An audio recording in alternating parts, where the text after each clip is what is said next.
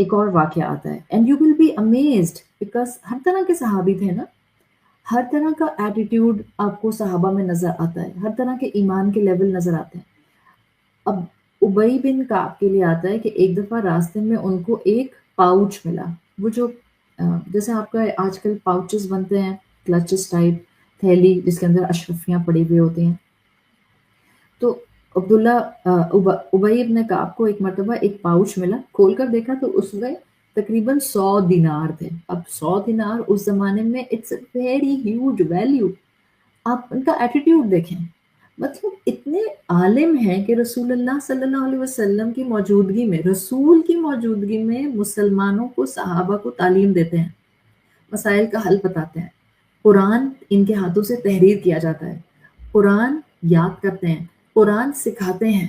ایک پوری قرات کا میری قرآن کی پوری تلفظ، پورے حرف کا جو میجر آپ کہہ سکتے ہیں چنک ہے یا جو میجر سورس ہیں وہ ابئی بن کعب ہیں.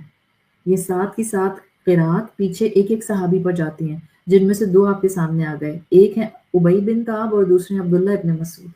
اتنا سٹیٹس ہے ان کا، پر آپ ان کا ایٹیٹیوڈ دیکھ رہی ہیں، بہت ڈاؤن ٹو ارتھ. ایک تھیلی ملی راستے میں، پاؤچ ملا جس میں 100 دینار ہے. اب کتنا انوسنٹ ایکشن، امیڈیٹلی وہ تھیلی لے کر رسول اللہ صلی اللہ علیہ وسلم کے پاس پہنچ گئے اور سارا واقعہ بتایا. From where I got this, آپ صلی اللہ علیہ وسلم نے فرمایا اچھا ایک کام کرو بھائی. رسول اللہ بھی ہر ایک کو اس کی شخصیت کے حساب سے حکم دیا کرتے تھے، جانتے تھے نا ہی از اے ویری پیشنٹ مین. تو ان سے کہا کہ ابئی تم ایسا کرو، اس کا اعلان کرتے رہو بازار میں جا کے کہ if somebody has dropped something please اس کو آ کے مجھ سے کلیم کر لیں. کہا جاتا ہے، نیریشنس میں آتا ہے کہ ابئی بن کعب تقریباً سال بھر تک بازار میں جا کر آؤٹ لاؤڈ اناؤنس کرتے رہے، لیکن کسی انسان نے ملکیت کا دعویٰ نہیں کیا. آپ سوچ سکتے ہیں، کیونکہ رسول اللہ نے ایک دفعہ حکم دے دیا تھا کہ بھائی جاؤ اعلان کرتے رہو کرتے رہو. تقریباً سال گزر گیا اور وہ اعلان کرتے رہے.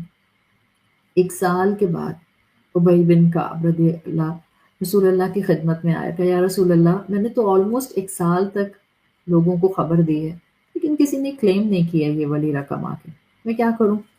آپ صلی اللہ علیہ وسلم نے فرمایا کہ ایک کام کرو، اگر چند دن اور کرو، اگر کسی نے کلیم کیا تو اس کو دے دینا، ادروائز یہ مال تمہارا.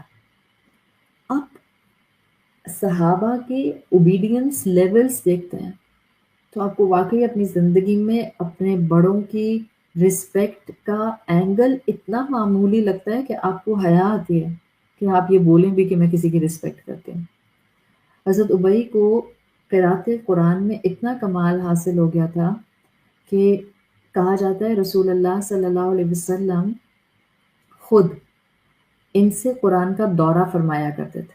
اور جس سال آپ کا وصال ہوا ہے، رحلت ہوئی ہے آپ کی 11 ہجری میں، اس سال بھی کہا جاتا ہے کہ آپ صلی اللہ علیہ وسلم نے حضرت ابئی کو اپنا قرآن سنایا تھا.